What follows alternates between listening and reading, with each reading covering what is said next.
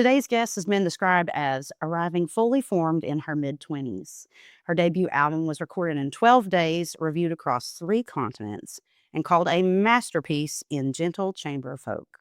She's performed from Seattle to Atlanta and from the Bay Area to Chicago and in the UK. She won the 2025 New Song Showcase at the Walnut Valley Festival. Today, we find out what it looks like to build a creative career rooted entirely in radical vulnerability and the courage to let people all the way in. Remember, you can't release what you will not finish, and you can't finish what you won't start. Let's start the evolution. Can we do it?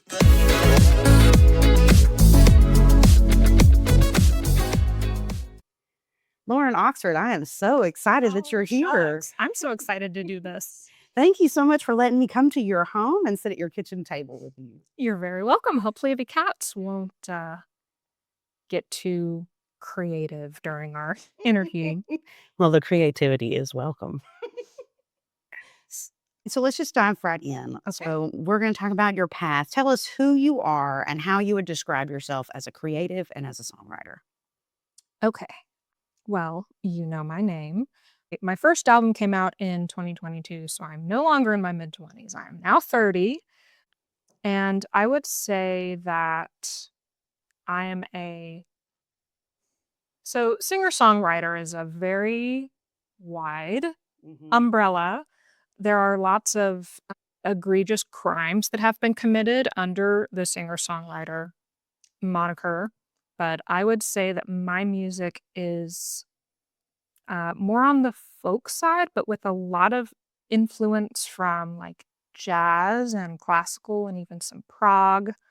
And I kind of jokingly call myself a singer-song confessor. Like I love to excavate my deepest traumas and serve them up on a silver platter to people. Yeah. In the hopes that like there can be some connection, because I have found that there usually is. There absolutely is. And the fact that we're taking our diary and just shoving it in people's faces with our songs, that comes deep within our soul. So Yeah. you're bound to connect with somebody. Yeah. You describe yourself as lush orchestral folk meets earnest heart first songwriting. Where does that sound come from and how did it develop? Well, I mean, if you pick up an acoustic instrument, you're already kind of going to have a sound, a guitar, or in rare cases like a banjo or a ukulele. And I have always just loved, I grew up listening to a fair bit of classical music and like a whole bunch of genres, but my favorite thing in songs was always when there were orchestral elements present. So kind of the chamber prefix to any genre of music: chamber folk, chamber rock, chamber pop. And I kind of always wanted my music to sound like that. I didn't ever want it to just be me and a guitar the whole time. And I have so many awesome musical friends who play so many different instruments that it's a lot more fun when you're playing with other people and you can bounce off of each other and connect, and it elevates everything to me.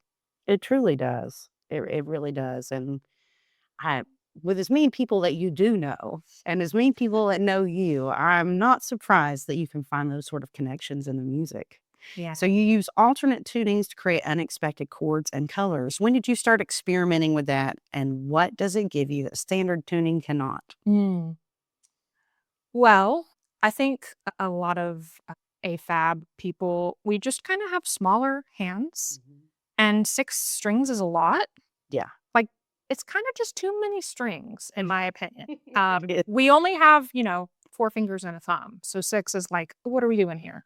Like I said, I love jazz and classical, and I would say that like Joni Mitchell is probably my blueprint. And I read somewhere that she actually got polio as a child. Oh, no. And it left her hands really weak, which is why she kind of did all of her alternate tunings, because then she could get the kind of complexity that she wanted in her songs without the awful bar chords. And That's what I love about alternate tunings, is that you can get gorgeous colors and just really, really surprising voicings really easily. Yeah.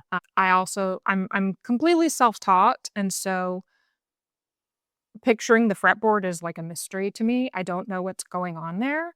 And standard just feels like there's only so many chord shapes I can physically make, and they're all pretty like fairly straightforward Yeah. chords. And so I don't know, I just find that alternate tunings, they're fun for me. It's Yeah. kind of like fuck around and find out on the Right. fretboard. Like I just put my fingers in random places and I get these gorgeous chords and I don't know what they are, but they just feel right. And so much of my songwriting comes from a place of intuition, so it makes a lot of sense to me to play guitar in that way. Yeah. And it definitely is FAFO. Yes, for sure. I completely understand. I've noticed with myself because I'm not a guitarist. I'm a singer who sometimes plays guitar. Mhm. And I figured out when I'm transposing to my range and my voice, it's very much FAFO. Because I'm Yeah. like, what does this sound like? What is that? It's a lot of experimentation and I love it. Yeah. So your debut album was recorded in just 12 days, and reviewers said you arrived fully formed in your mid-20s. What was that recording experience like, and how did you pull it off so quickly? In college, I met a friend named Kat, and she was involved with this thing called filk. So that's like the word folk, but with an I. And it is music in the acoustic and folk tradition that grew out of science fiction and fantasy fandom in like the mid 20th century. And so what that means basically is a bunch of nerds get together and we sing songs about like Lord of the Rings and Star Trek and Star Wars and space exploration and cats and politics. And filk is a genre, and that's one definition of the word, but it is also a community, and that's the other definition. And so, kind of anything that is played in a folk circle is folk. So, my kind of more traditional folk songs are still technically folk because I'm in the community. And so, there are different conventions throughout the world, and we all kind of descend on a hotel for a weekend and just do song circles and concerts and everything. So that's kind of how I met my main musical friends. We kind of informally call ourselves the shenanigators because there's always shenanigans afoot. But my friends Eric and Jen Distad live just outside of Portland in Oregon, and they have converted one of their spare bedrooms into a recording studio. And they have a little kind of separate structure they built outside just this past year that is also a recording studio. And so I flew there in 2022 and could only be away from home and work so long. So the 12 days was like kind of a necessity. Right. And we recorded all of my guitar and banjo and ukulele and like vocal harmonies. And then I had friends come with me. Like my friend Jen flew from Indianapolis and we rented a harp for her. And my friend Sunny drove down from Seattle and brought her violin and viola. And so there were a few elements that we tracked there with my friends in the 12 days. But then after that, when we kind of had the tracks to a workable place, that's when we shipped them off to other people, like Mary in Alabama, who added clarinet and bass clarinet, and a Kat in Jefferson City, Tennessee, who added mandolin and octave mandolin, and Brenda in Indiana, who added Bowron, and Sally in Indiana, who added cajon. And so it wasn't fully done in 12 days. It was Right. mostly done, but it was kind of just necessity and desperation. Yes. And it's so beautiful that you could collaborate like that. And thank you, technology. Yeah. Thank you, technology, Yeah. because before this kind of technology, there's no way that you could have done that. No. Everybody would have had to been there in that 12 days. And while that would be very fun, their house is not quite that big. No, right. That's a lot of people to cater to. Yeah. So you've performed everywhere from Seattle to Atlanta and to the UK. How did you build a touring career as an independent folk artist? And what did those early shows teach you? So I would not say necessarily that I am a touring artist. All of those are spots as a guest at a Filk convention. So at a convention, typically there's like a guest of honor. There's a Toastmaster who is like kind of the MC and also has a concert. And then there's like an interfilk guest, which is a Filk-wide nonprofit that kind of cross-pollinates Filk. So they will take kind of newer, undiscovered people from somewhere and put them somewhere else. Yeah. Mix things up. So that's how I've played all these places. I've been interfilk guest at a convention in Seattle. I was toast at a convention in the Bay Area and then went back to that same convention a few years later as like a fan fund guest. Like they really wanted me there, so they just raised money to get me there. I was international guest of honor at the UK FilkCon. I've been toast at a Filk in Atlanta and a Filk in Columbus, Ohio. So that's kind of how that has happened. And Filk basically, like, they pay for your travel costs and they cover your hotel Yeah. and your membership. And so it's not necessarily a paid gig unless you can like sell CDs. And the cool thing about Filkers is they love CDs. They love physical media. And that is still very much like the culture of this community is buying CDs from people and listening to them that way. That's so awesome. I can't believe I've never heard of Phil because it sounds right up my alley. I love D&D. Oh, there are so many D&D songs. Love D&D. I love magic. Yeah. I mean, and Star Wars, Star Trek, all of them. I'm very sad that we lost Lost in Space. They canceled it. I'm very sad. But I love that show too. So I'm very surprised that I didn't hear about it yet. I'm going to have to look into that. They are fun. It sounds awesome. So you're 1/4 of the Starlight Darlins. How did that collaboration come together? And what does that band give you that your solo work cannot? In 2021, this was yet again a Filk thing, kind of another Filk nonprofit wanted to send a couple of songwriters to a songwriting class kind of retreat taught by John McCutcheon, who's like a big kind of in the same vein as like Pete Seeger and like the good like folk protest singers of the 60s and 70s. That's kind of when he started. And he's still, he does a lot of stuff with Tom Paxton. He's still touring. He's still playing a lot of shows. But Filk sent me and my friend Kat, who got me into Filk, to this songwriting camp in Highlands, North Carolina. And while I was there, I met two people named Emily and Sage. And there were kind of like, there was a split between all of the boomers and like all of the kids in their 20s and 30s. Yeah. And so there were 6 of us, and we would stay up way later than everyone else and just talk songs and talk shop. And I really fell in love with Emily and Sage's songwriting in particular. And Emily said, "Hey, there's this festival we go to every year in Kansas, and you and Sage should come. It sounds like a lot of fun to have y'all there, and I think y'all would like it." So we said, okay. And we showed up at Winfield, which is Walnut Valley Festival that happens in Winfield, Kansas. That's why it's called that. The next year, and Emily had a friend there named Gray who played fiddle, Emily and Gray grew up doing old time together. And so we kind of just like did little song circles and we would start harmonizing on each other's songs. And we were like, oh, this is kind of fun. So we played a little show on the campground stage, stage 11, that Emily's parents help run.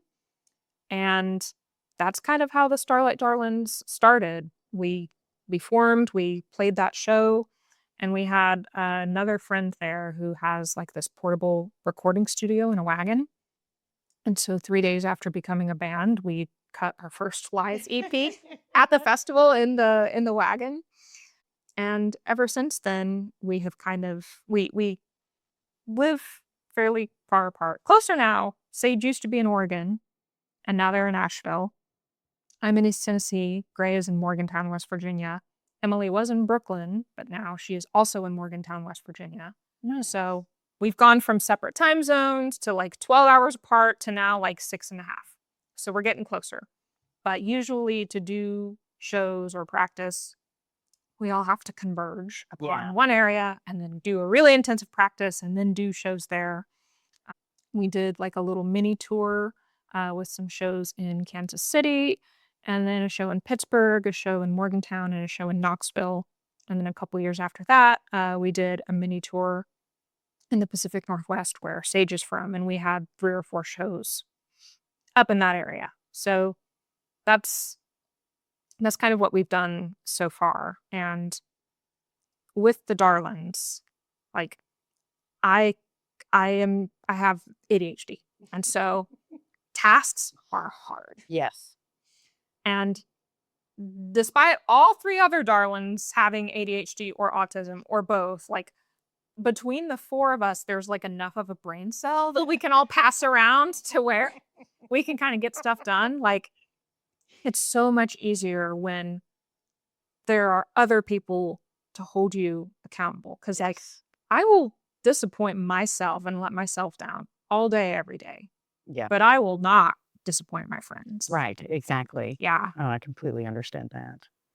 So what was the moment you realized you were building something real with your music? It's been late night song circles where at a Filk convention where I'll do a song and then after that someone else will kind of pull out a song that they don't really pull out super often that's maybe a little scary for them, and we kind of get on this really open, vulnerable sharing wavelength and just conversations with people after I play songs and having them tell me like, I've never really heard this situation or this feeling captured in music kind of made me realize that I'm maybe doing something. Yeah. Really. So yeah, it's been talking with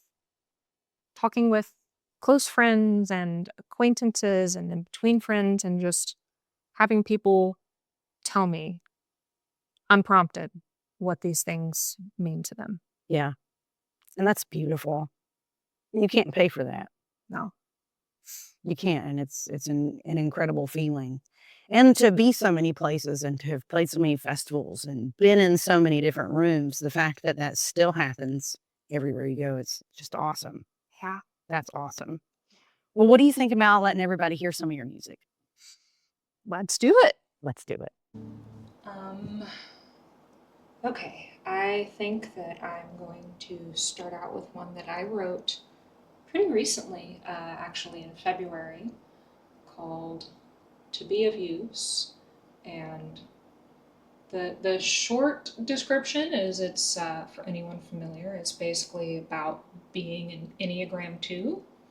And for people who don't know what that means, it's about the blessing and the curse of being so focused on other people around you and what they're feeling that you are completely blind to anything that you yourself might want or need. It makes you a really great friend, and it also in a way makes you not a great friend.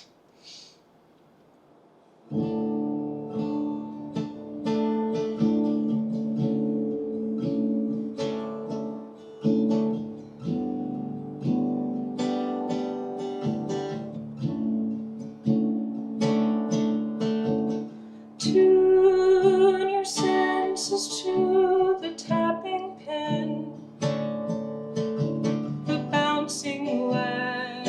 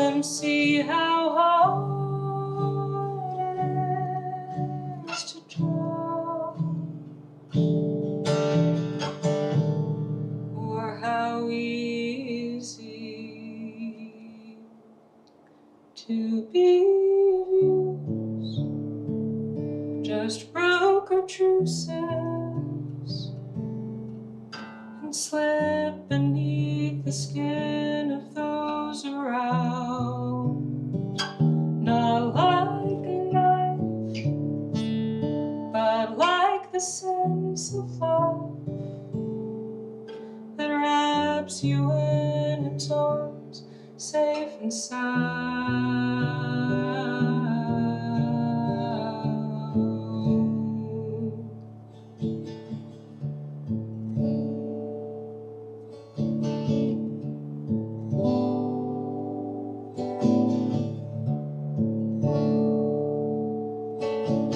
Shape your words to score an earnest laugh, a sunny smile.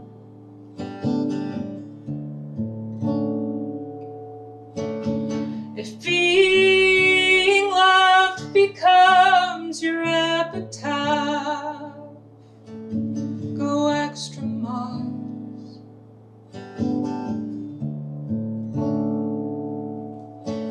Don't fight against the way it makes you feel when you can see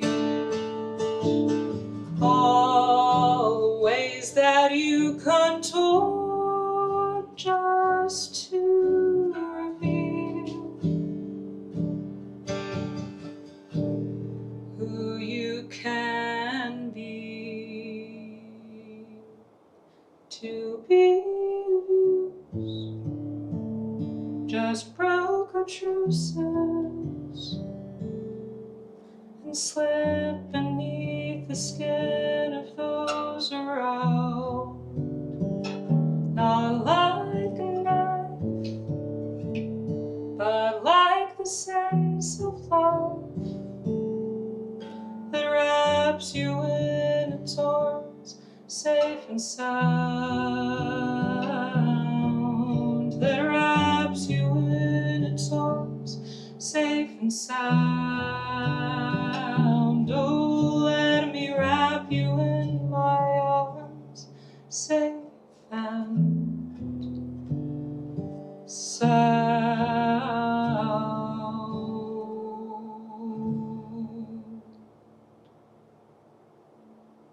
This is one called Mosaic Tiles that I wrote for my wife, and it's about existing in a world that is beautiful enough to have brought you together and scary enough to make you want to fight for that togetherness.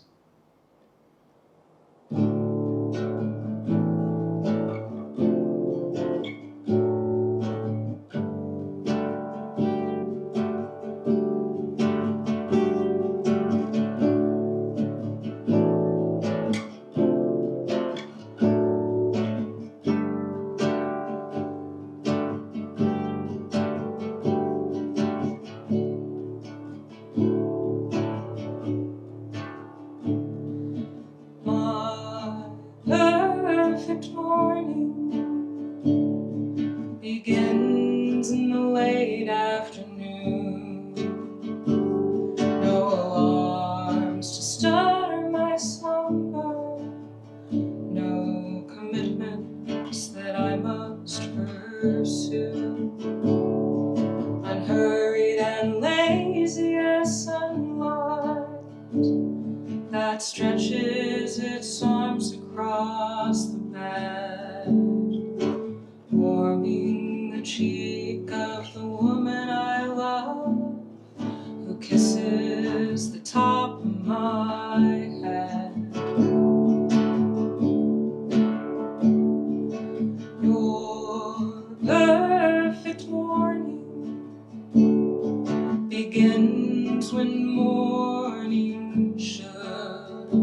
Though you'd rather not scroll for hours again, you'd never wake me, even if you could. You return after feeding the cat left you no space. So you shove your way in, roll your eyes with a grin, and caress the hair out of my face. These snatches of bliss we find hand in hand are all that I want to collect. These snatches of bliss that we make together make me better, teach me how to connect to the world that sometimes hates us, to the world that brought me you. These snatches of bliss are mosaic tiles from which the light shines through.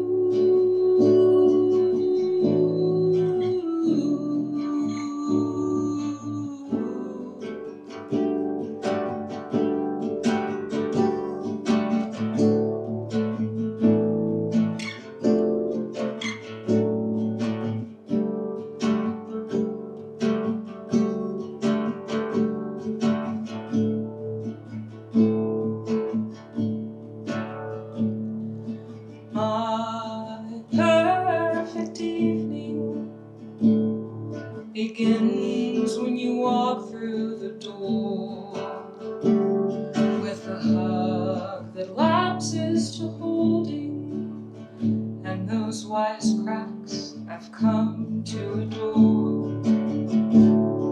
As gentle and warm as a fireplace, we stretch out my head upon your breast, laughing along as we watch something new. You brighten the glow in my chest. Your perfect evening begins at 6 p.m.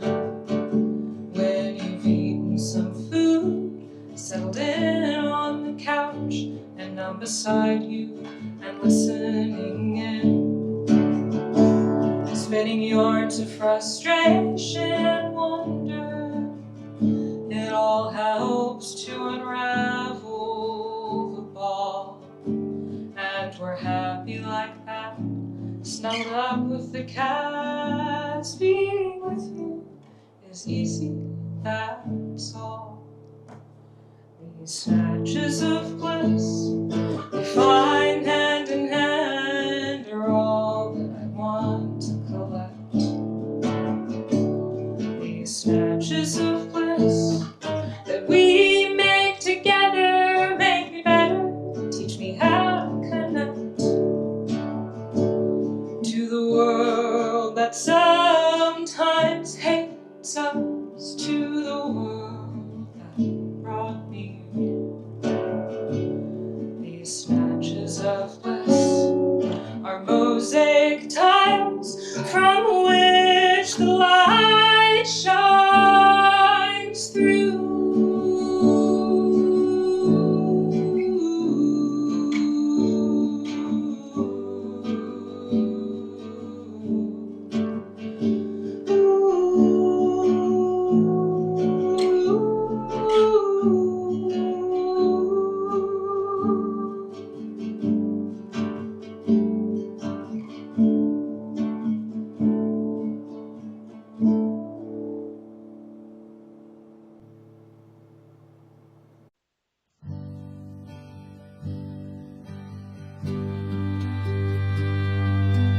Amber streetlight birds through the window made their home in her flyaway hair, shrouding her, surrounding her, a halo aglow, kissing every last strand as I stare, wondering just what I'd done to deserve her.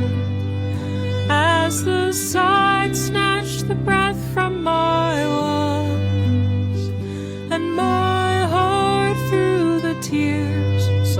great golden blur, and it knew she's the one.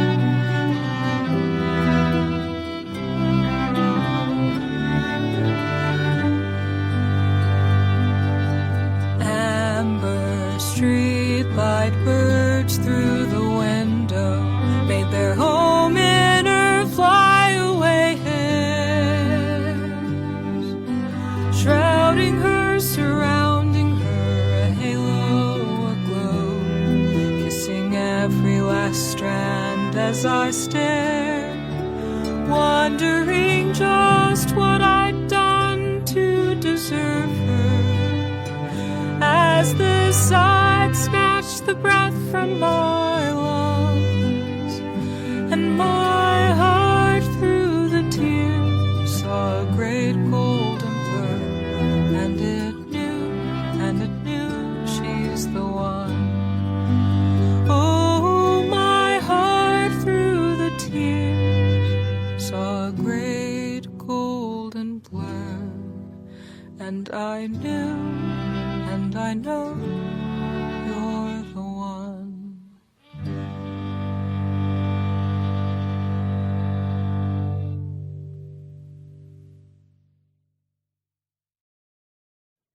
Bi-monthly I'm going to therapy.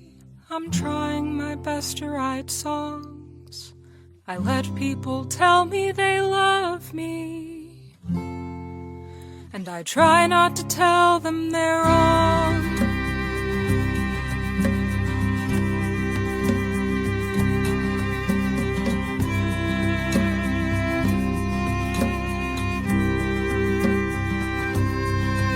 Some say you can't love others until you love yourself. I'm speaking on behalf of us with imperfect mental health, but I don't see how that can be true when so much of me is my love for you. And why would I hurt somebody else when I can't take any bad thing out on myself? If there's anything that's true for me, if there's anything I've learned, I've gotta live with the bridges I've built and the bridges that I've burned.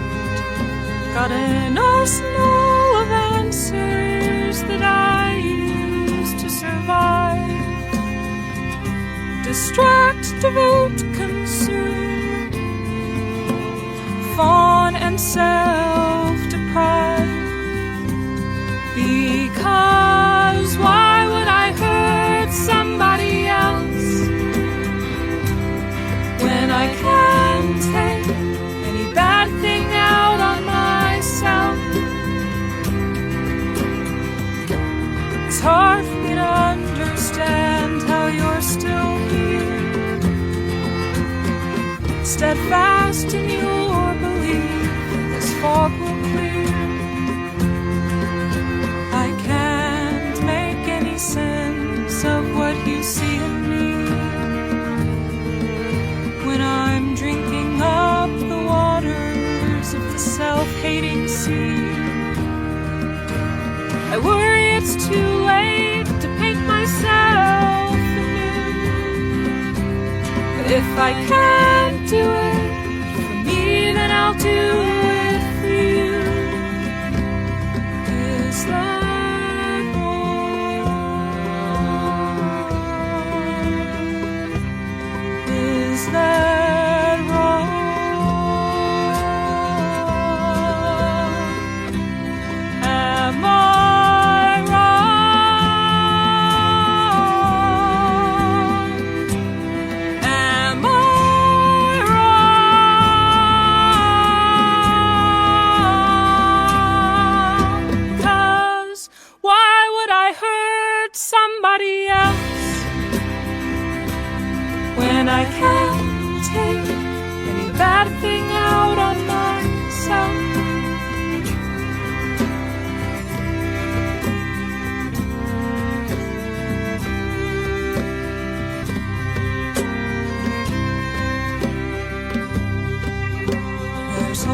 this love that hums somewhere deep inside of me, and it's all reserved for others and something that I never see. And is it healthy? No, but it's what I do to cope. We're all doing whatever we must, whatever we can to cope.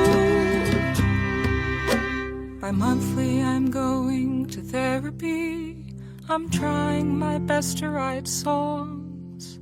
I let people tell me they love me, and I try not to tell them they're wrong.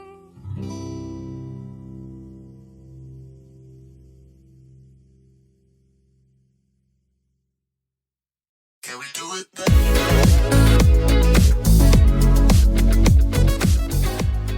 Welcome back. You just listened to some of Lauren Oxford's originals. Make sure you go down into the show notes and you check out more of her music and give her some love. All right, let's talk about your hurdles because we've all had those. Oh, yeah. You have been described as wielding vulnerability like a beacon of light. How do you actually do that? And does it ever scare you to be that open?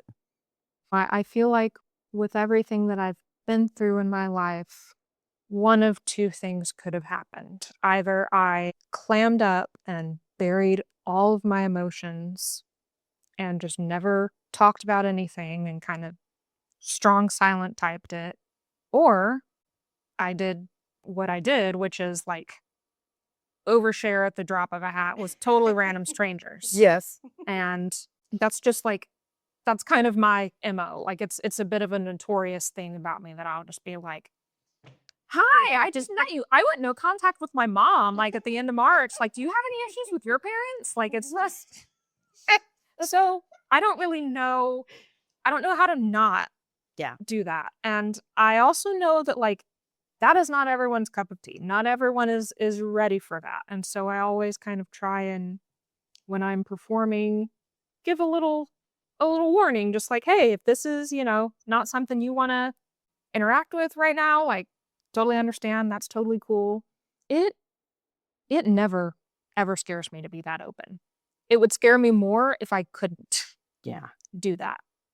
Yeah, that is, I don't know if it's a defense mechanism or what, but that is just how I operate.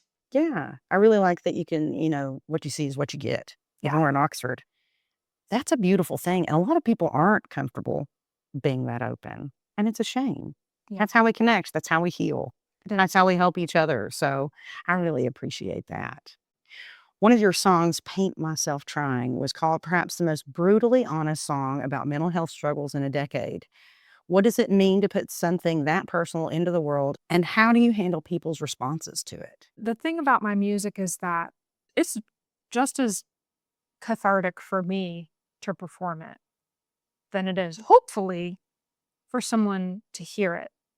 That song talks a lot about like self-doubt and kind of trying to let other people love you and not reject it because you think you're bad. It feels like I can kind of look at this song and be like, I'm sure in 20 years I will very much so see this as like an artifact of my late 20s, but people still find things in it that they relate to or they know someone who kind of has these struggles. And usually after I perform that one, there's just kind of like a breath before people clap or whatever. Yeah.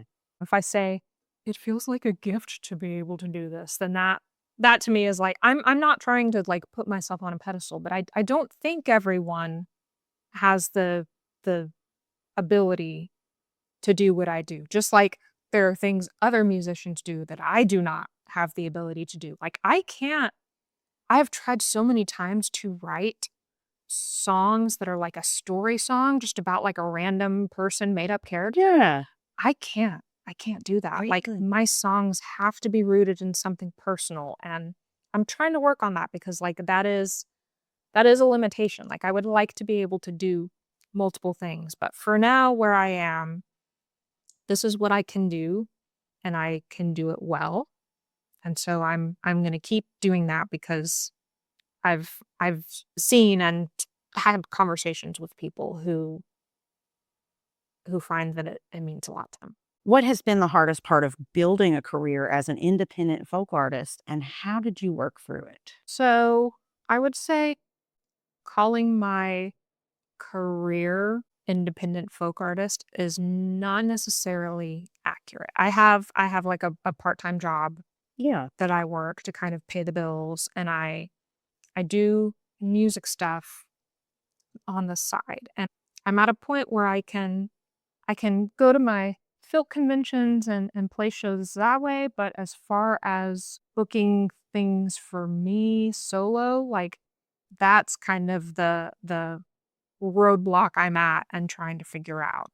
Being in the Starlight Darlins is super helpful because, there's three other people with contacts and resources and brain power. And so kind of playing shows as the Darlins is one thing.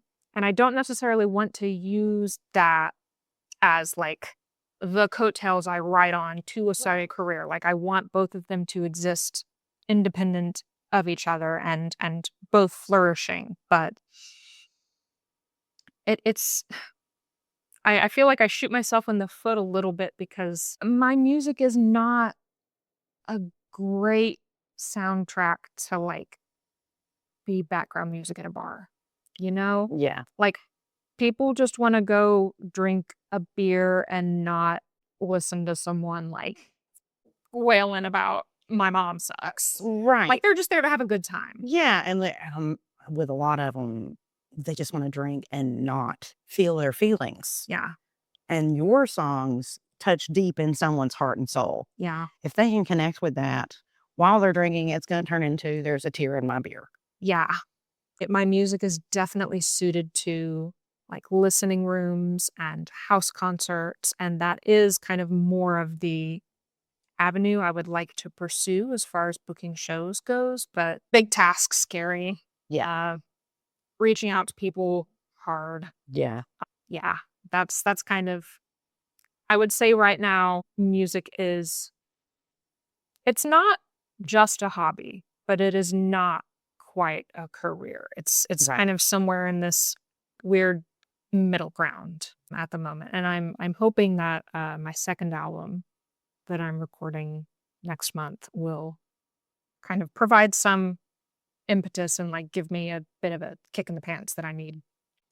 I think it will, especially after seeing you have your Kickstarter and how well you did with that and how quickly you met your goal. That is incredible. Yeah. That is incredible. And the fact that that happened, I think it should prove to you that you got something. If I'm just being honest, that should prove to you that what you have is really special and it's something that you really need to pursue. Yeah. So I think this second album will be the kick in the pants. I hope so. I think it will.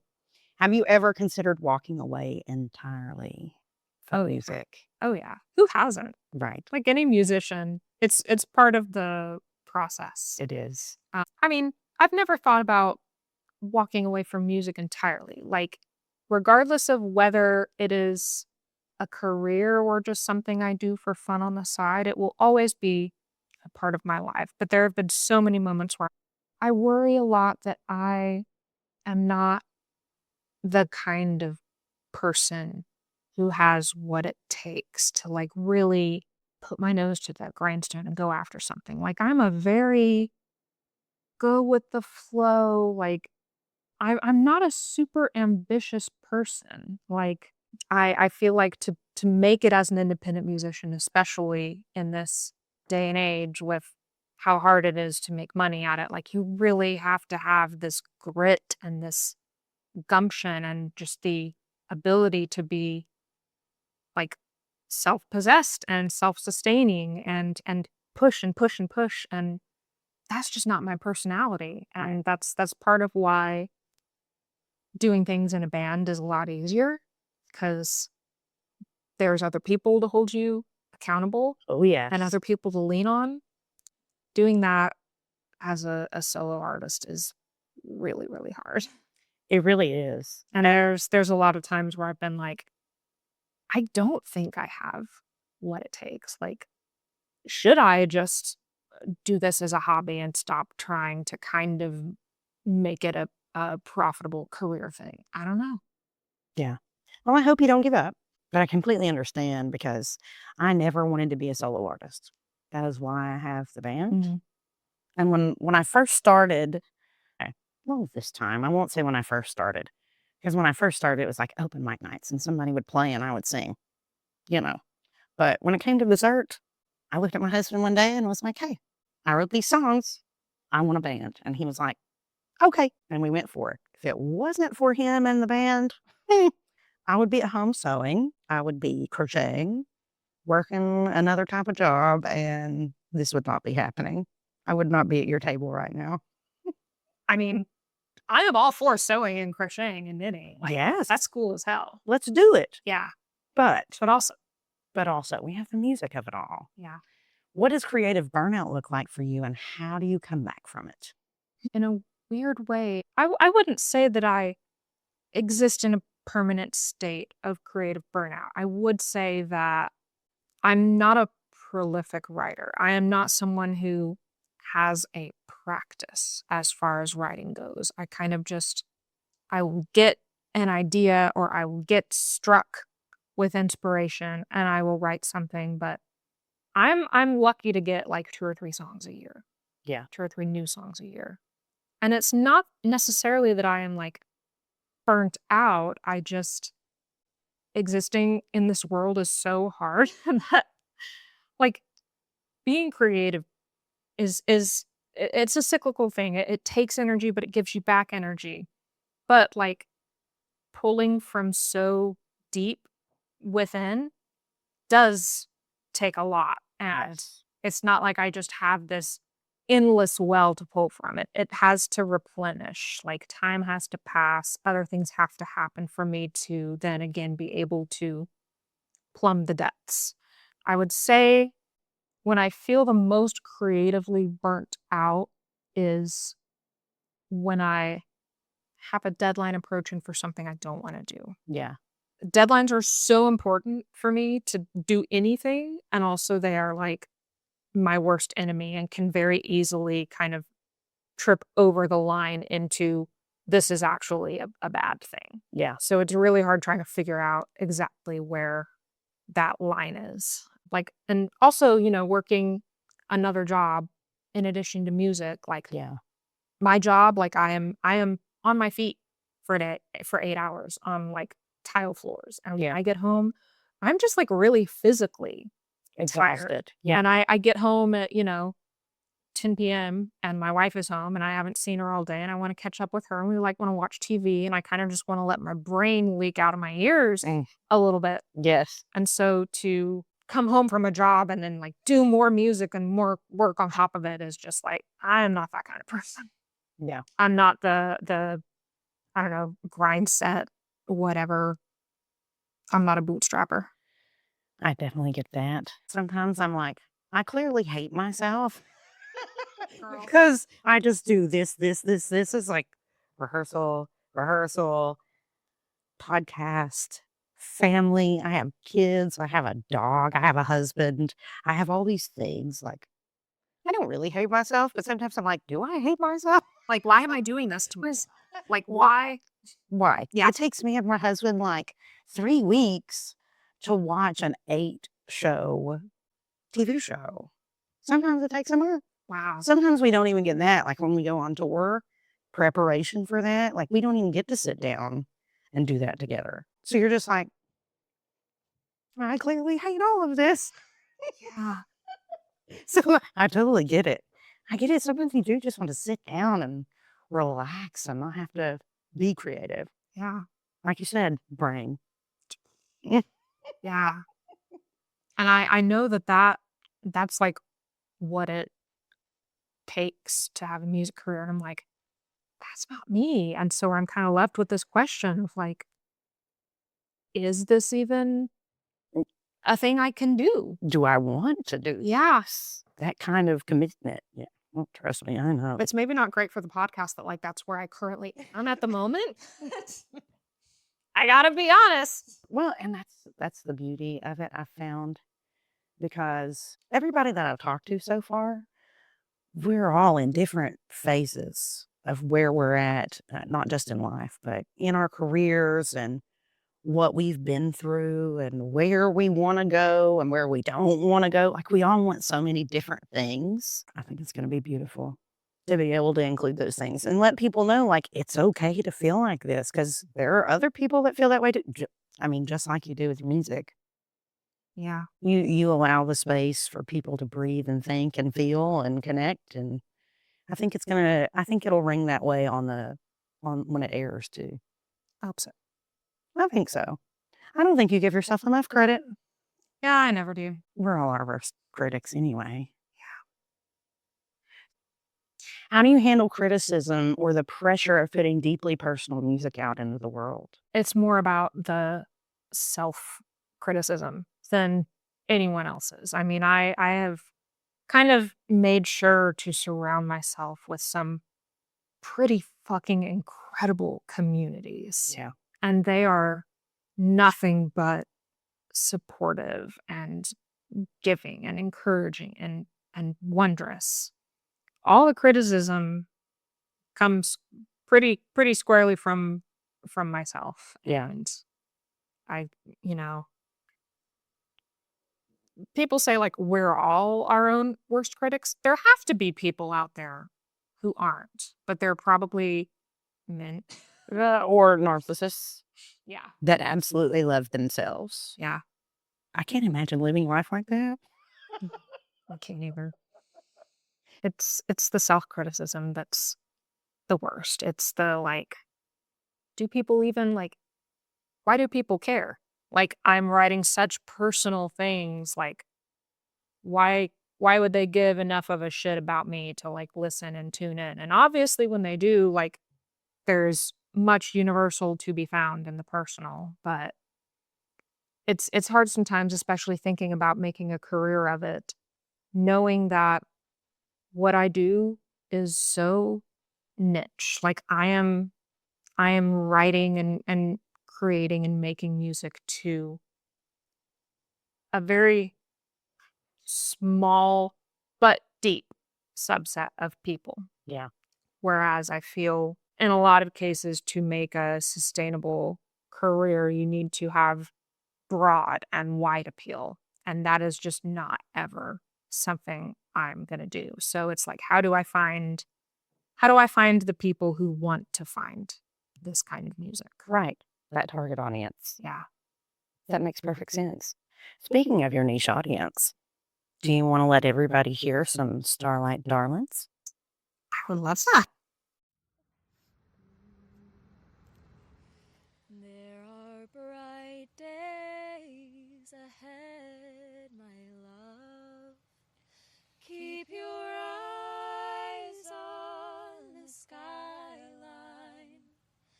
There are bright days ahead, my love. For the weather's bound to turn in time. For the weather's bound to turn. There are clear skies ahead, my love. Keep your eyes on the skyline. There are clear skies ahead, my love. For the weather's bound to turn in time. For the weather's bound to turn. There are still nights ahead, my love. Keep your eyes on the skyline. There are still nights ahead, my love.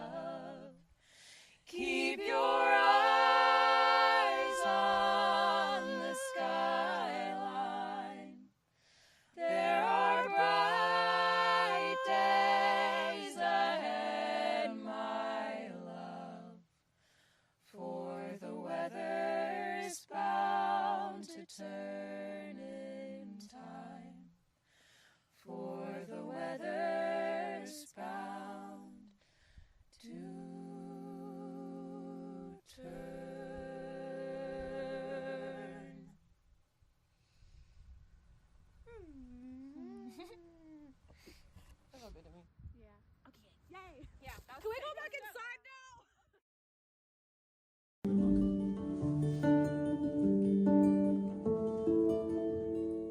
Snow on the ground, the day is fading, lights coming on in the trees above.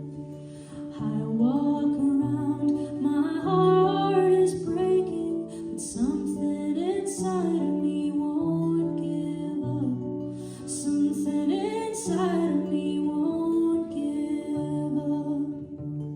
In my life, in my life, I still believe in love. I still believe in love. On long nights, in hard times, I still believe in love. I still believe in love. Thank you for singing with me.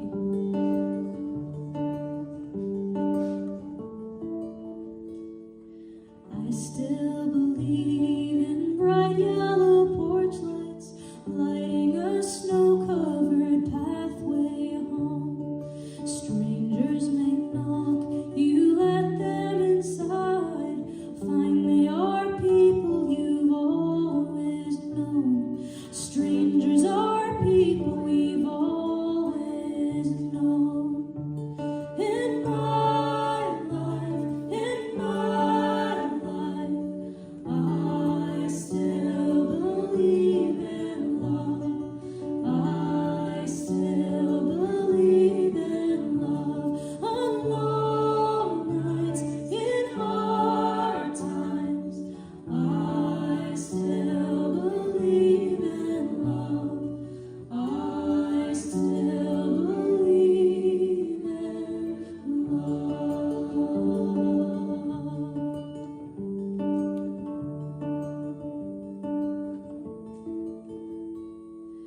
I still believe in saving old pennies for children to throw into wishing wells. I still believe in saying I'm sorry, learning by day to forgive myself. All we can do is forgive ourselves. In my life, in my life, I still believe in love. I still believe in love. On long nights, in hard times, I still believe in love. I still believe in love.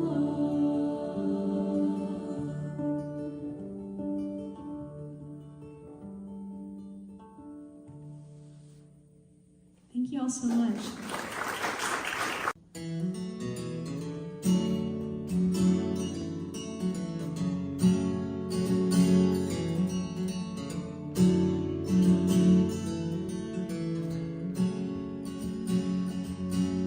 How could I know you'd be the one for me when I'm so easily misled? The widest, broadest love cast o'er the narrow sea. Her breeze repeatedly blowing in my head. So take your time, no, I'll take lessons of love, 'cause I know we'll do whatever to be sure. Oh, that easy does it, doesn't it?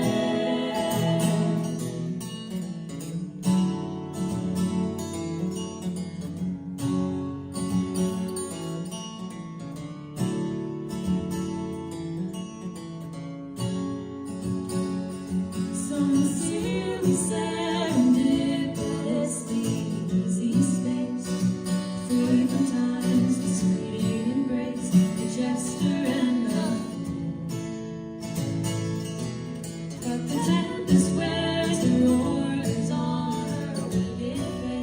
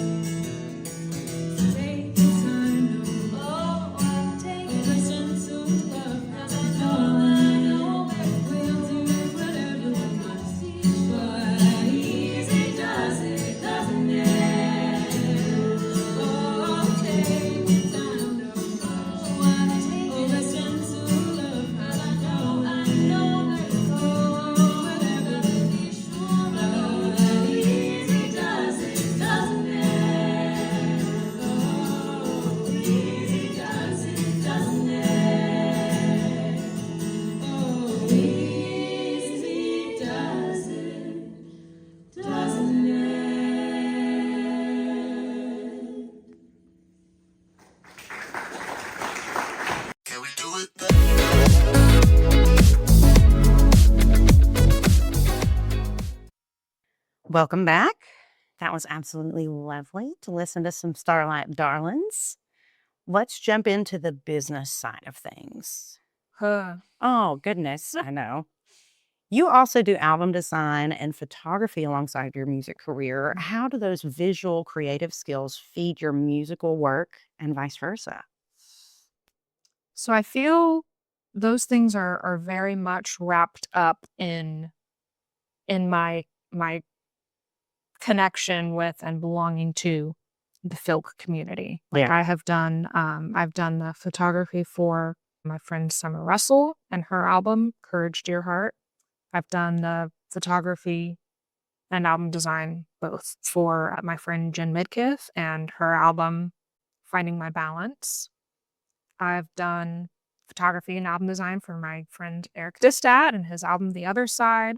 I've done it for my friends Natalie and Shar, who are a duo called Infilction for their album Abandoned by Fortune. Like I've done it for the Darlins. I've done it for Emily. It's very much like I haven't really worked with like a stranger yet. It's kind of like a friend thing. Yeah. And a big part of Filk is kind of this gift economy we have of like, you know, people will come in and people will contribute an instrumental thing and then you like send them something in return whenever they need Yeah. it. And so, Bartering. yeah. There's been a couple of cases where I've like been paid for the photography and the album design. And then there's been cases where it's like my friend recorded me, so I'm just gonna do this. Yeah. And my degree is actually in photography. So I am like a very visual person. And I'm really not an auditory processor at all. So it's like kind of wild that music hasn't been the thing that I've fallen into. But I always like when I'm writing a song, I'm always thinking about the imagery of the lyrics. And I am also always thinking about the imagery of the music, just like the chords and the flow and the melody and kind of how that bolsters the lyrics. And then I am also thinking about like, as part of a collection on an album or as a single, like what is the image or the kind of art that would represent this? Yeah. And so that visual aspect is very much tied into the whole creative process. You're painting a picture. Yeah. Is what you're doing. Yeah. That's incredible. That is incredible. Thanks. And what a colorful way to really apply your brain to music. Yeah. That's really I'm cool. kind of like, making it do Yeah. what I need it to do. Yeah. That's really cool. See, and my brain doesn't work like that. Mm. It doesn't work like that at all. So that's really cool to think about. For my second album that I'm doing, it's kind of a concept album, which helps, but I knew immediately thinking about this album, like kind of what I want the photo shoot to be like what I want on the cover. I kind of know the color palette. I kind of know the vibe I'm shooting for. And I don't know if that necessarily helps or contributes to anything. Like it's cool, Yeah. but I don't know. I think just having like, it's kind of like a mental vision board of the whole thing. You have how it sounds, you have how it looks, you have like the feelings around it. It's kind of this big smorgasbord. That's really awesome, though. I love that. You won the 2025 New Song Showcase at the Walnut Valley Festival. What did that recognition do for your career, and how do you approach entering competitions like showcases? So that was Winfield, which is the Walnut Valley Festival. There's a new song competition every year. There are quite a few categories. I think like 7 or 8 categories, and they have 2 winners and 2 alternates. So the 2 winners are like first place, and the 2 alternates are second place. And I've like submitted every year for that, and I submitted this year. And I actually got an alternate with my song. And then the way it works is that whoever the alternates and the winners are, they perform them. There's a performance on Thursday and there's a performance on Saturday. So you have the Thursday winner, the Thursday alternate, and then you have the Saturday winner and the Saturday alternate. And I think I was the Thursday alternate, and the Thursday first place winner did not show up. And so if someone doesn't show up, the alternate becomes the winner. Right. So I kind of won it by technicality. But as far as like what that has done for my career, it's not a huge thing. It's a cool little feather in the cap, but I mean, I don't know if it had anything to do with the fact that the Starlight Darlins are officially playing Winfield this year. Like, we're on the bill, we're getting paid, we are like part of the festival. I think there's a lot of factors that go into that, but I don't know. It's kind of cool to think that like maybe winning that will competition is part of it. I've entered others. I enter Curvel New Folk every year.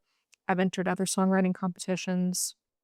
There's actually within the Filk community, there's something called the Pegasus Awards, and there are always like 6 or 7 different categories. There's best folk song, best classic folk song, which has to be at least a decade old, best writer composer, best performer, and then there's 2 floating categories that change every year, like best humor song or best scary song or best critter song. And so I've been nominated for best writer composer, I think 2018, 2019, 2021. I've been nominated like 4 or 5 times, but in 2023 I won best writer composer. And that to me is the greatest honor because it's all community driven. Like, Filkers come up with a brainstorming poll of people, and people kind of go from that and nominate. And so it's actual people who know me and my music in the community saying like, we want this person to be one of the 5 who's on the ballot this year. And that means more to me than, I don't know, any other competition. I mean, getting into New Folk would be pretty cool because that is kind of a career launcher, but it's an honor to have your community really see you, Yeah. That's incredible. especially when what you do is not necessarily Filk the genre. Yeah. Yeah. And I can see why that would be such a great honor because you've built these relationships with all these people. Yeah. That's beautiful. I'm jealous. And it makes it so hard because when you go to vote, it's like all 30 of these people are like dear friends of mine. Like, how do I pick between like Beth Kinderman and John McDade? Like, oh, I love both of their songwriting. It's so hard we kind of all like torture ourselves with it a little bit. I'm sure because, right, how do you pick? When you know intimately as friends everyone on the ballot, it's like picking your favorite child. Except Oh, yeah. picking your favorite friend. That's hard. Sometimes I close my eyes and just tap. Right. Because what else do you do? Yeah. Make a little spinny wheel? I could live too. How would I? Ooh, that would be good. Who would be not 20 though? That's the question. Even not 20. What is one piece of advice that you wish somebody gave you way early in your career?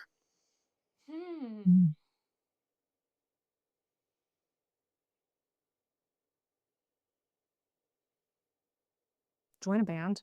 Yeah, yes. Like, don't try to do this on your own. It's not gonna work. Like, lean on other people. Yeah. Everything's better in numbers. Yeah. 2, 4, 6, 8 heads are always better than just one. So I feel that. How different words? How different do you think it would have been if you had like just started with a band?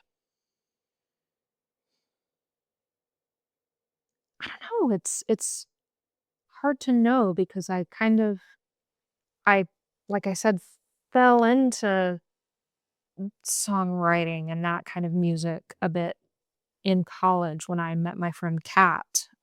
Actually, when I met Kat as a student, there's like a 35-ish year gap between us. Like, it's very much one of my most cherished intergenerational friendships, of which there are many. Yeah. And when I met her, she was playing with another guy named Ed who played banjo at the library every week. And she was like, Ed and I sometimes jam. I'm like, maybe you can come and jam with us. So I started doing that. And then we had a couple other people join the jam, and then another guy joined the jam. And like, at one point we became a little band called Yonder and Back.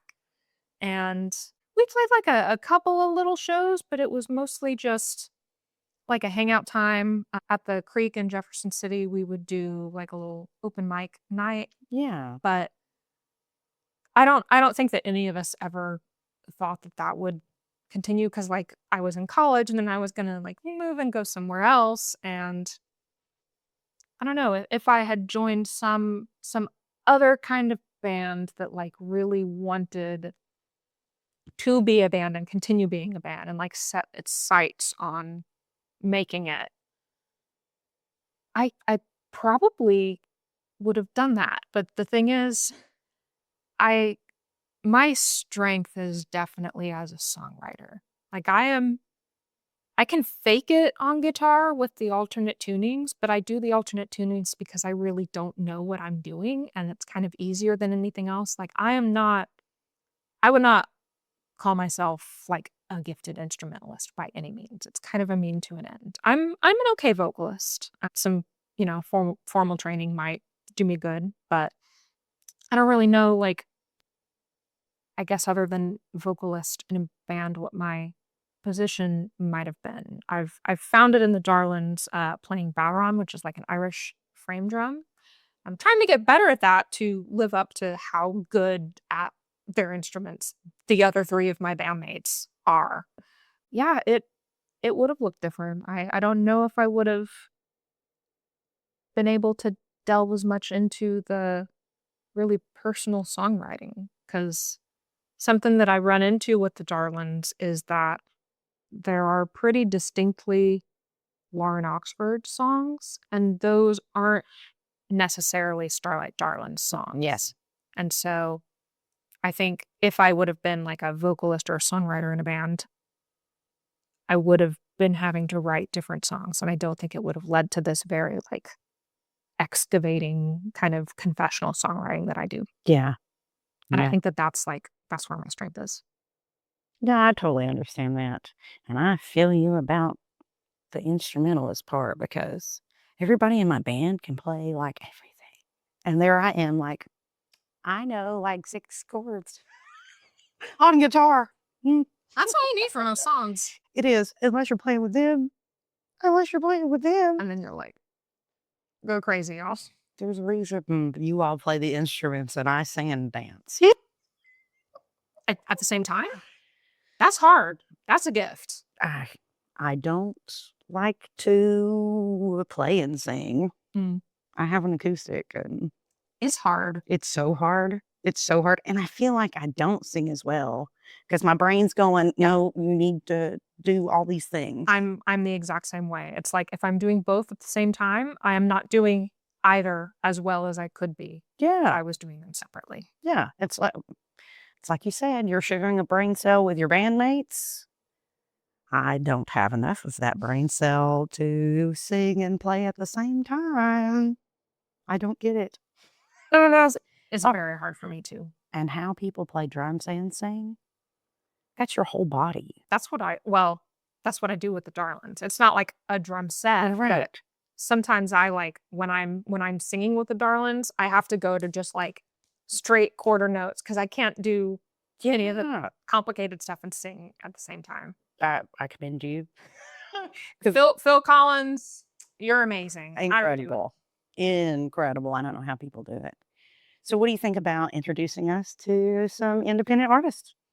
I would love nothing more than to do that, because even more so than writing or playing music, I would say my number one hobby is listening to music. So get ready.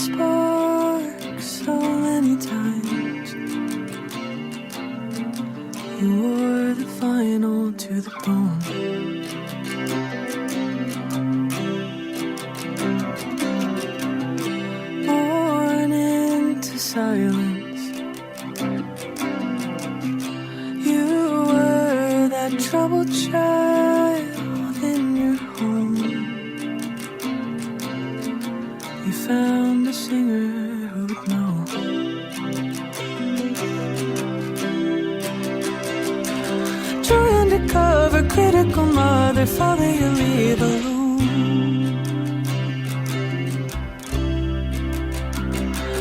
Fear of your parents listening on the other line of the phone. Under the needle, under the knife, you are what happens when you spin a song too many times.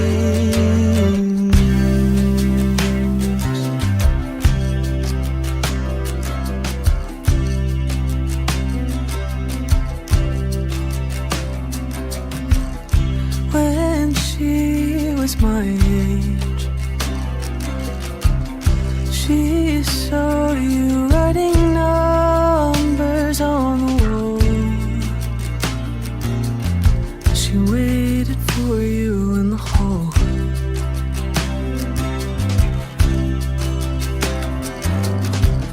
Long hair like Joni, you bought her groceries and drove her home. Now you wear each other to the bone.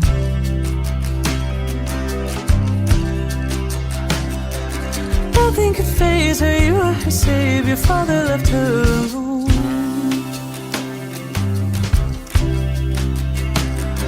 Resign your resolve, the problem to solve. You blink and she's in your home. Under the needle, under the knife, she is what happens when you believe a song too many times.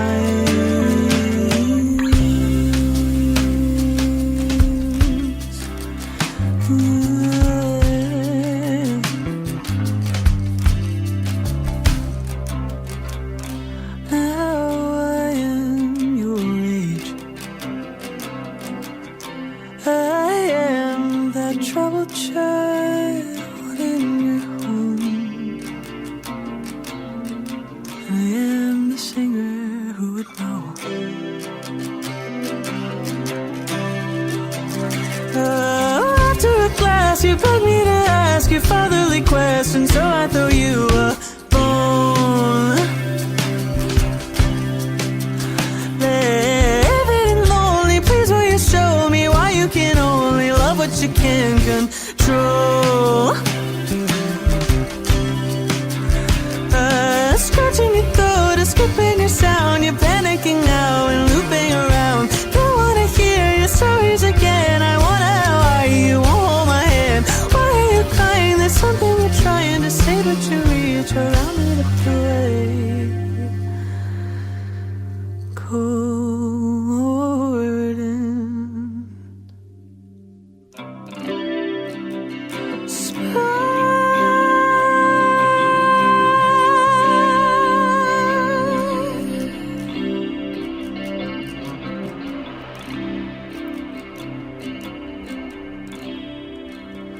Under the needle, under the knife, I am what happens when you play this song too many times.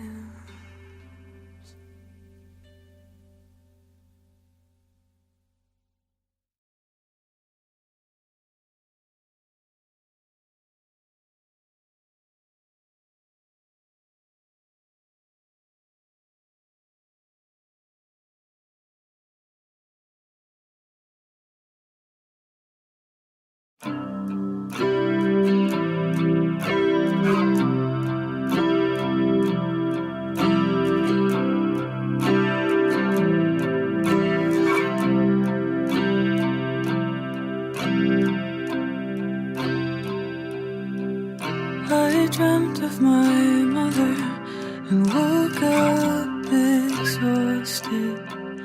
I say the word dreamt to myself 3 times. It's been a whole year since I hadn't lost say my old name to myself sometimes.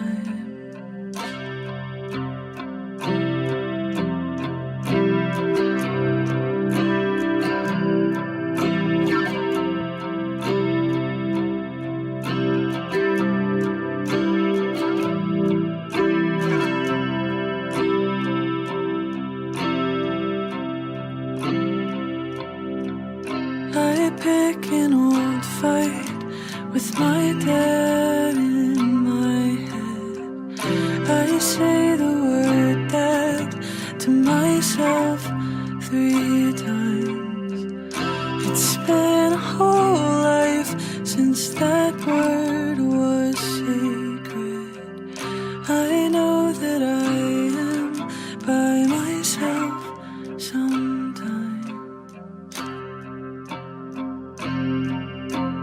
And it's true, I don't have anyone to call.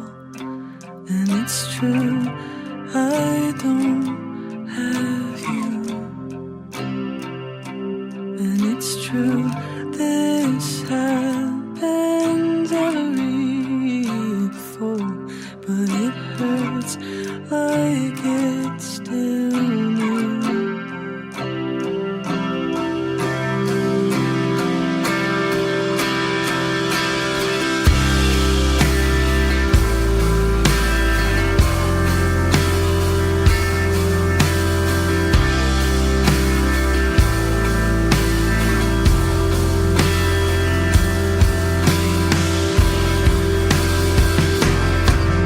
I pick up the phone and you sound exhausted.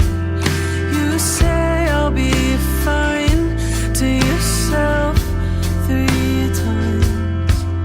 I thought I'd come over, but then you dropped it.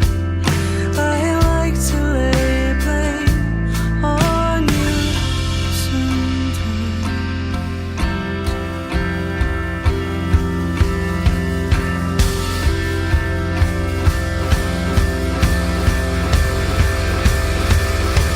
And it's true, I don't have anyone to call.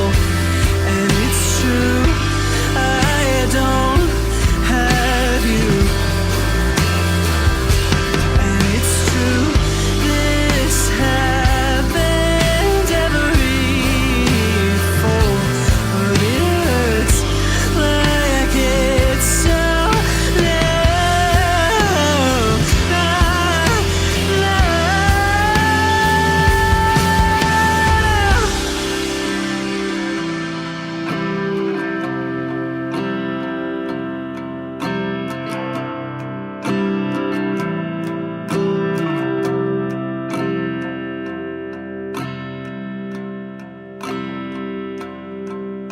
I go to get food and come home exhausted.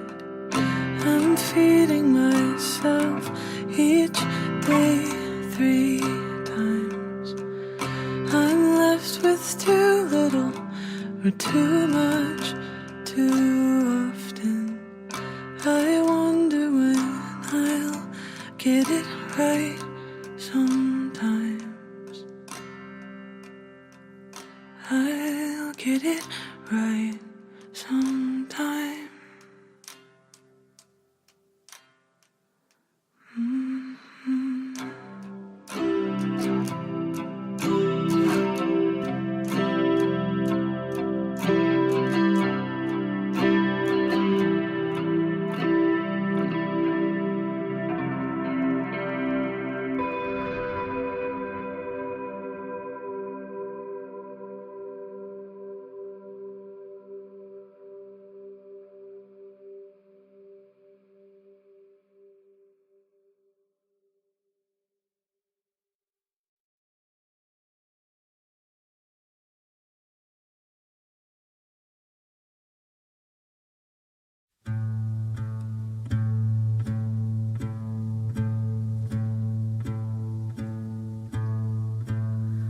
My therapist says I should tell more people about what happened. I don't think she meant it quite like this. We sat on your porch and you told me all about your best friend, how you never read his messages. You smoked a whole pack of American spirits in just 10 minutes. Absent eyes grew wide with fearfulness. What happened, honey? I can see it in your body. It's scary easy how you come and go from body.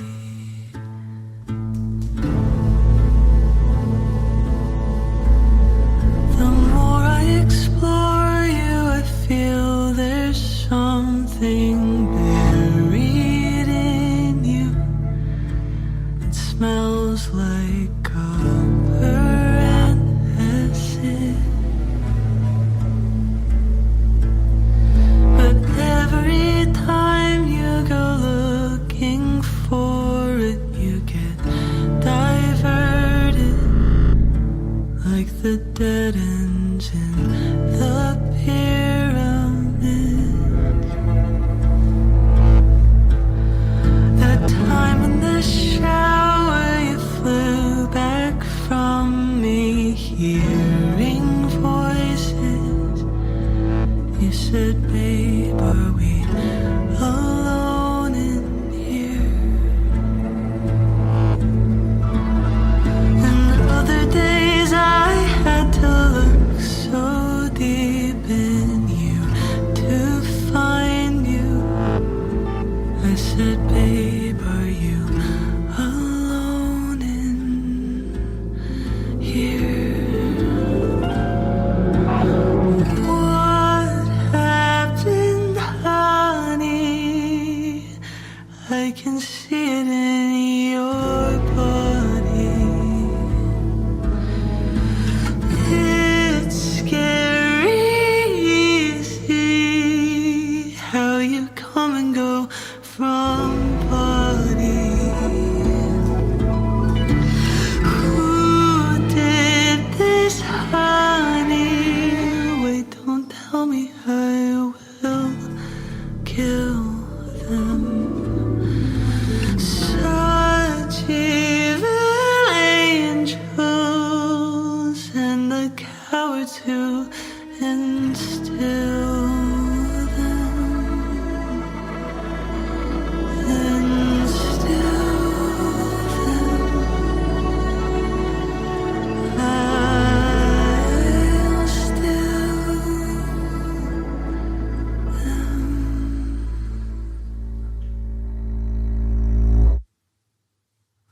We realized you were ransacked by that friend who calls you.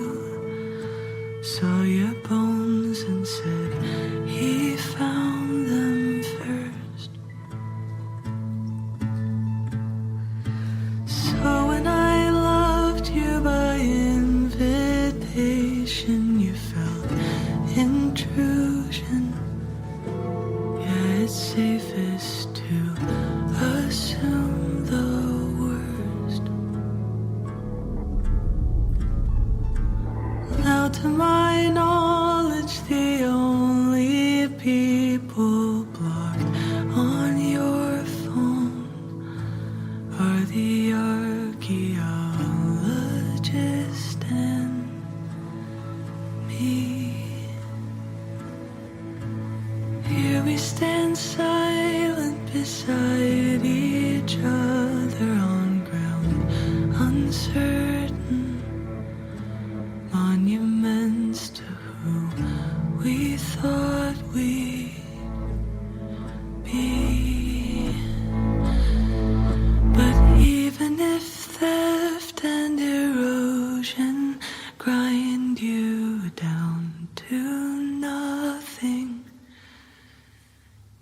are still the wonder of my world.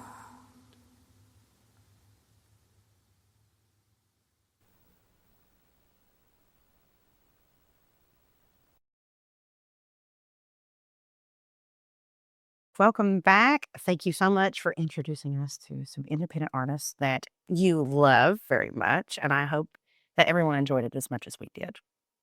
So, to thank you for being on the show, I'm going to put you right in the hot seat. Sign me up. Let's go. So, for those of you who do not know, the hot seat is a this or that, yes or no, or short answer question game where my guest answers as quickly as humanly possible. Are you ready? I'm ready. Solo artist or the Starlight Darlins?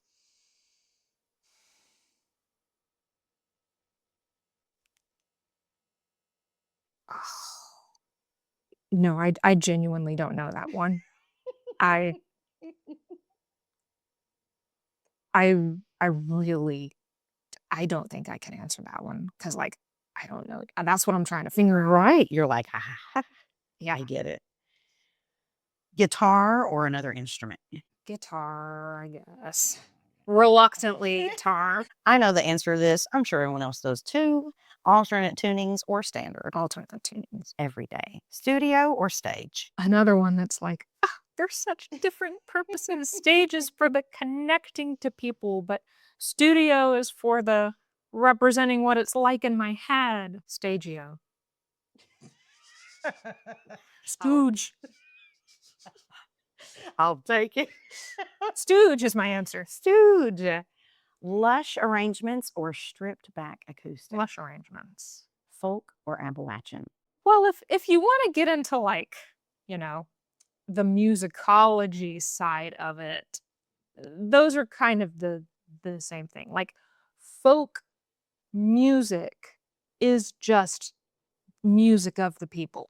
Folk as a genre, as we think of it now, of, like, someone singing about something sad with, like, an acoustic guitar is very much like it's kind of how indie has become a genre rather than a description of someone who is not affiliated with a record label. So in Appalachians making music, like, that is folk music. Yeah. So maybe that's like a nerd technicality, but, like, yes. Both, yes. Yeah. I'm sorry some of these are both. I feel like I'm really copping out on you. I get it though. I don't know that I would last in my hot seat. I don't know because I've asked people some really difficult questions, and after we're done, they're like, "Why would you ask me that?" Performing or songwriting? You can't have one without the other. Like, the process of songwriting is how for how introspective, quote unquote, of a person I am, I'm not actually introspective. When I write a song, it's kind of because I'm trying to figure out how I feel about something, and I will write a whole ass song and then have to look at it and be like, what does this mean? And I'm, like, literally exploring my psyche. And so songwriting is kind of how I process things that aren't necessarily known to me yet. But also what I am trying to do with my songwriting is connect with other people, which requires performing. So, like, that just feels like, picking a point of the circle where it begins and ends. Like, it's just one. Yeah, It's one circle. it definitely is. It is for me too.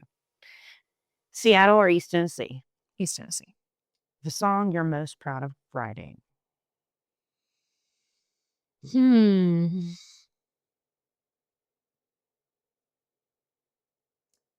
There's, like, from a musical standpoint, there's from a lyrical standpoint, there's from a connecting with people standpoint, there's from a, like, how difficult this was to turn into a song. I think the song I'm lyrically most proud of is What Rings True. I think the song I'm musically most proud of is maybe I Know What I Know. I think the song I'm most proud of that connects with people is Paint Myself Trying. And was there another one? If there was, I already forgot. Connecting with people. That one's Paint Myself Trying. And then lyrically and musically. Was there another one? Oh, the one that was most difficult to Yes. pull from and turn into a song is probably it's the one I need to write that I haven't written yet. Like my second album is kind of a concept album. The first part of it, there are going to be at least 5 songs, is what I'm calling the Mama Trauma Suite, where I explore that very complicated relationship with my mom, and that's kind of focusing on like what has happened in the past. And then the middle section is like the mental health songs, and that's kind of like the result of the past and where I currently am. And the last part of it is the love songs, and that's like what I want the future to be, what I'm working towards. And so I do need one more Mama Trauma song that connects to the now of the mental health songs. And that song is also going to be about going no contact with my mom. I haven't written it yet because like it needs to be so many things. It needs to it needs to serve a very specific purpose. And that's what I keep putting off. But I know that when I do it, that is going to be the one. But currently, I'd probably say my song, The Hunter. What is a song you wish you had written? Which Joni Mitchell song should I pick?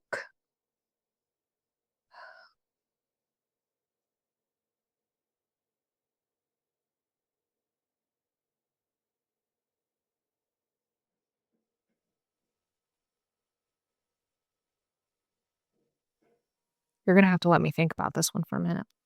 You got it.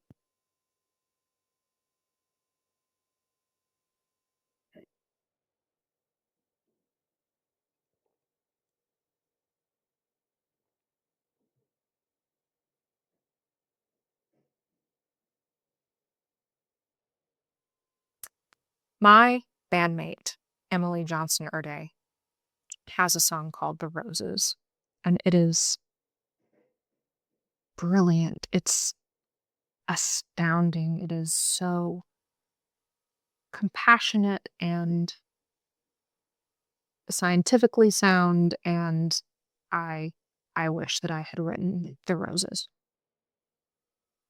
Well, I'm gonna have to listen to it then. And I would encourage any listeners to also listen to it. It's on her album, her EP, Druid Hymns. What is a collaboration you dream about?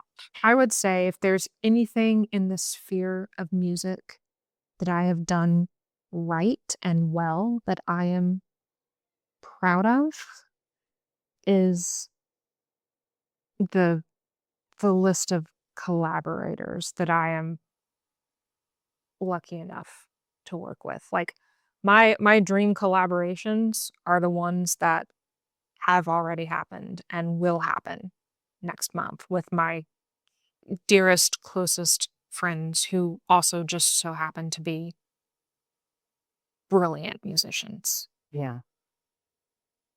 How wonderful. What is one thing most people do not know about you? I feel like for people who only know me by my music or my songs, they might assume that I am like a very serious and kind of like heavy person. And I am the most irreverent, like wacky, kind of balls to the wall, zany weirdo. And I feel like I don't know, when I perform for people, I always worry that I might give people whiplash because like you'll just get this really intense, like heavy, serious song. And then I'm like, sorry, my mom sucks. Blah. And I make some weird joke or say like, wow, there is a literal bead of sweat running down the back of my leg right now and it itches. And also I have to pee. And just like Like people need the balance. They need the lighthearted with the serious. Yeah. I don't do the lighthearted in my music, but I absolutely do it in just who I am as a person. So people who only hear my music might not know that I am a total like cornball. I would say that you're whimsical. Oh, I- yeah. I think that I feel pretty full of whimsy. you seem very full of whimsy to me. So I love that. And then for people who know that, who see me as very bubbly and whimsical and fun, they probably don't know that I am actually such a pessimist. Like it's really weird to be this bubbly and happy and effervescent and just be like, oh, I'm doing all of this like because we're absolutely fucked and like climate change is gonna wreck our shit and in 10 years we're all gonna be rationing water and we're not gonna be able to focus on music. We're just gonna be too busy focused on survival. Oh yeah. But I try not to bring the mood down unless someone else does it first, and then I just crash it even harder. Like you said. We gotta enjoy it while we can, because it is certainly not gonna be forever. So long and thanks for the fish. Ooh. Sorry, let's let him Yeah. do his business in the You little have house. your moments. Or I love your cat shoes. Thank you. Those are cute. I got those in high school, college. I love They're pretty fun. I know. I know. Good boy. Such a sweet baby. He likes a pat right at the base of his tail on top of his back, like a little. That's his favorite. Yeah. He said, He's a weirdo. He's hungry. Lauren, what is the single most important piece of advice you would give to an independent artist who is just starting out? Find your community and lock the fuck in. I could not be a stronger proponent of the idea that you get out what you put into something. Yeah. And if you put genuinely a lot of yourself, a lot of your heart, a lot of your time into a community of people, you will be blown away by what those people choose to give back to you. I would not be where I am, who I am, without the Filk community, without like internet friends that I'm in a Discord server with, without people on this clothing swap app, Lucky Sweater, that I'm part of. Like I feel so privileged to be part of the most incredible communities in the world. And like without them, I don't know who I am, but with them, I am me. That's beautiful. Thank you so much for being on Creative Evolution and inviting me to your home to sit at your table with you, to share your whimsy, to share your pessimism, and to talk about just what we've been through as artists. This was so much fun. I really loved doing this, and I am honored that you came all the way out here and chose to let me yap at you for a couple hours. Well, I've enjoyed the yapping too. Where can everyone find you? Everyone can find my music on all of the streaming services. I'm Lauren Oxford. I have an Instagram at Lauren Oxford Music. I don't like going on Instagram because it makes my brain feel bad. If you are into clothes and fashion and like community and dressing up, I would highly recommend the app Lucky Sweater. It's like a clothing swap app. I'm most active there, honestly. And like most of what I'm wearing today is from there. So I'm also on Facebook, Lauren Oxford. You can find the Starlight Darlins too on Facebook, the Starlight Darlins, and on Instagram at the Starlight Darlins. All our music's on streaming. So let's get into places. I love it. Thank you so much. And to everyone listening, go check out the description to find all the links for everybody that we featured during today's episode. Remember, you can't release what you will not finish, and you can't finish what you won't start. As always, I'm Josi J, and until next week, your time to evolve starts right now. Can we do it?